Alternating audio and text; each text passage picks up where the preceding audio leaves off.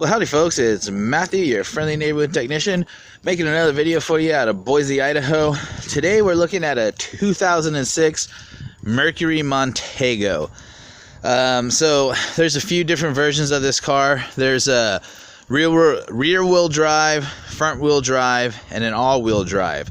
Today we're looking at the front-wheel drive Mercury Montego. So the complaints on this vehicle are that while the owner is driving it, it drives fine until you get up to about 45 miles per hour. Then they notice that the whole car starts vibrating. Now when I mean vibrating, and when I say the whole car, I don't mean vibration in the steering wheel.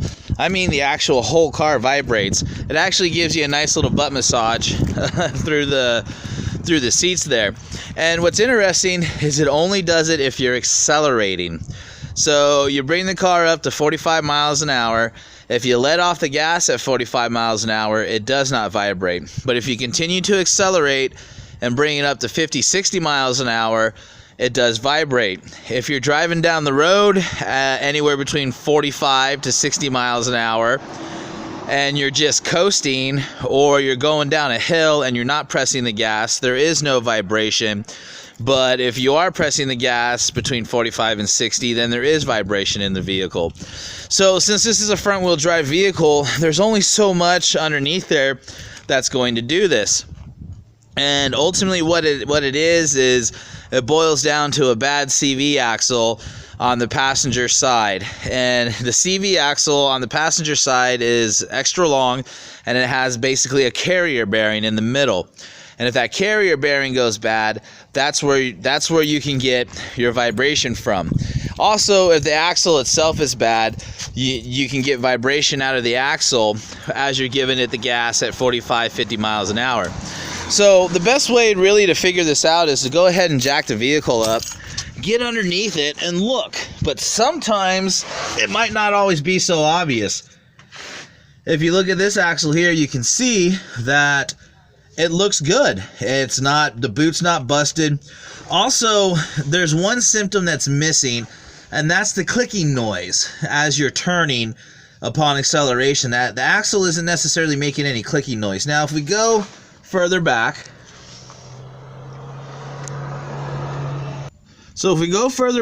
and we look behind the oil pan, here is your mount, your rubber mount, and your carrier. Now, the carrier has got some grease around it, and the rubber around it is a little cracked right here where my fingertip is. Not this part, but right in here, it's a little cracked. And so that's where your vibration is going to be coming from. But ultimately, how do you pinpoint this if you can't do it just by looking at it? It can be hard. You see, I can grab it. It doesn't necessarily wiggle. And there's going to be a little play, but not much. I mean, you should be able to wiggle that little rubber piece just a little bit.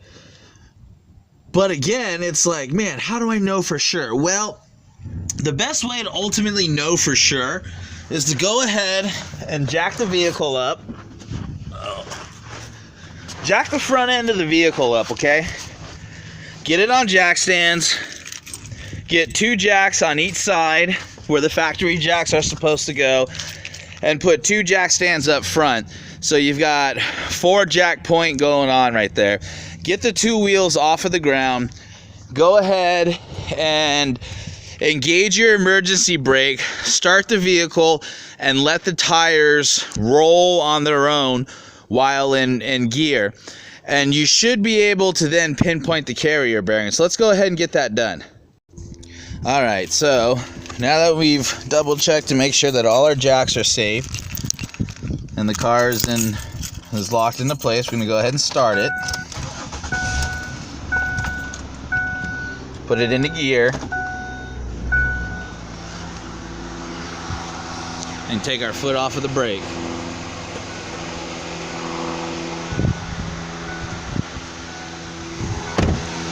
And with the foot off the brake, we're going to go underneath and see what we can hear.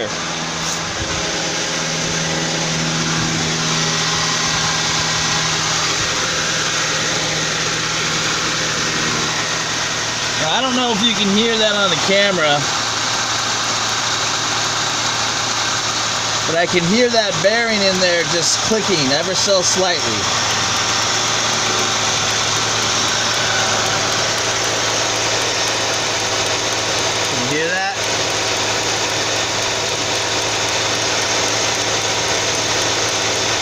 see it vibrating. So that's how we pinpoint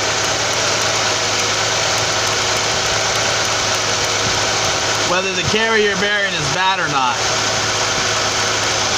And again, as you can see, it's completely safe to do.